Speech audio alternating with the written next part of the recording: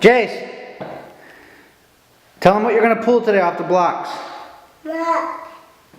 Tell him. Say bout tree 50. Roger that. Uh-oh. Watch it.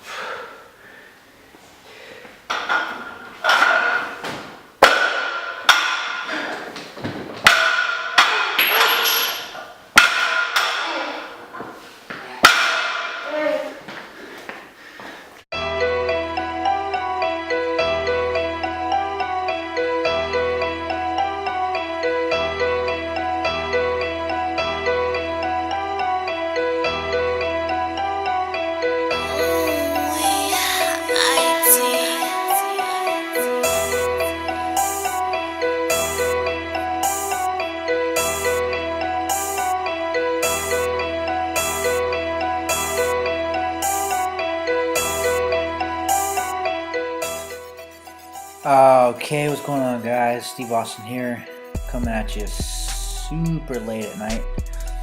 Not super late, it's 11, but this is a same day voiceover video. Stupid. Anyway, this was a deadlift workout I did today after work. I went in the gym, I wanted to get some work done, so I did deadlifts, and it went pretty well. I decided to work up to a heavy single off of the blocks that I just made, and I want to point out a few things. So the blocks aren't exactly 6 inches.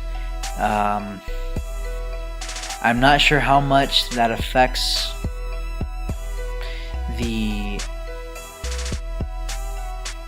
actual purpose of the block pulls. I don't know that 6 inches has to be set in stone for the blocks. However, I'm just saying that my blocks are definitely not 6 inches. Shocker. Anyway, I ended up making them just under 5 inches, and that simply happened just because I didn't really. I figured that if I needed the 6 inches exactly, it's better to build up to it. So like I have all these mats, on my garage floor. I can put whatever I need underneath it to make the 6 inches. There is such thing as 3-inch block pulls or 4-inch block pulls. So my thoughts behind that was, hey, I'll make these, I think it's like 4 1/4 actually. So, whatever. It'll each inch can be an accessory, you know what I mean? It can be a different accessory. So, that's kind of the way I saw it. So, I'm not going to be too harsh on myself on this one. So, basically, everything was feeling good. Even this 405 pull was feeling excellent, and I think what happened was basically I just kind of moved up in weight too fast. I only technically did 2 pulls that required my belt. So I went from 365 with no belt to 405 with a belt, which was the last one you saw. And here's 450, which is my current 1 rep max from the floor.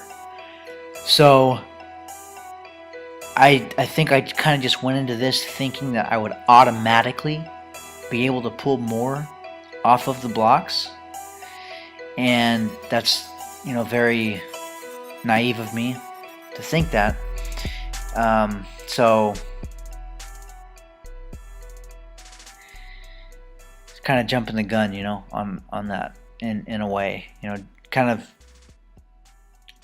thinking I can do more when I've never actually even done this exercise. So that was the problem, and so I kind of took a step back after I had failed that and felt how heavy it actually was. And I decided to come back to it, and I just let the camera roll, and decided to strap back up and go for it. And ultimately I pulled it. You know, I'm not gonna leave you guys hanging. So I did pull the weight, but you know, it was harder than I thought it would be. And that just tells me that, hey, maybe block pulls aren't a magic tool. It's definitely a tool, but it's not gonna, you know, you don't just do block pulls just because you think you're gonna be able to pull more weight. It may not be the case, you know. You may find out that your lockout may truly need some work. So actually, that's not the case. To me, if you look back at the 450, it's not my lockout. It's breaking inertia for me. It's breaking inertia from the floor. It's from the blocks now, and haven't worked with deficits in a while. So, but that's where it's at for me. So I would assume that maybe, you know, this whole time I'm thinking that I'm fast off the floor and slow to lock out. But there was a time when I also thought the complete opposite, where I thought I was fast off the floor and slow on the lockout. So who knows, man? Still learning myself. I think if you're pulling around 450, you really don't truly know yourself yet. I mean, that's still some baby weights.